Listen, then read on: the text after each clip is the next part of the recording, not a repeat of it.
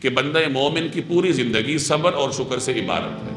جیسے آپ جانتے ہیں نبی کریم صلی اللہ علیہ وسلم کی معروف روایت ہے کہ آپ نے فرمایا کہ بندہ مومن کا حال بھی بڑا عجیب ہے، جب اسے کوئی خوشی ملتی ہے اور وہ شکر کرے تو پھر بھی نیکی ملتی ہے، اور اسے کہیں سے کوئی تنگی ملتی ہے اور اس پہ وہ صبر کرے تو پھر بھی اس کو نیکی ملتی ہے۔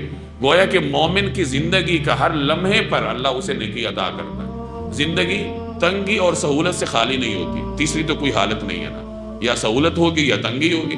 سہولت پر آپ شکر کریں گے تو پھر نیکی ہے، اور آزمائش پر آپ صبر کریں گے تو پھر نیکی۔ تو گویا زندگی کا ہر لمحہ آپ کو نیکی دے سکتا ہے، بشرطے کہ اس طریقے سے زندگی گزاری جائے کہ جہاں کوئی آسائش ہے وہاں شکر ادا کریں، جہاں کوئی تنگی ہے اس پہ صبر کریں۔ مختلف علماء کرام اور بزرگوں کا یہ معمول رہا ہے کہ وہ روزانہ مختلف نعمتوں کو یاد کرتے تھے کہ یا اللہ آپ کی یہ نعمتیں مجھ پر ہیں، میرے اوپر برستی ہیں، اس پہ آپ کا شکر ہے۔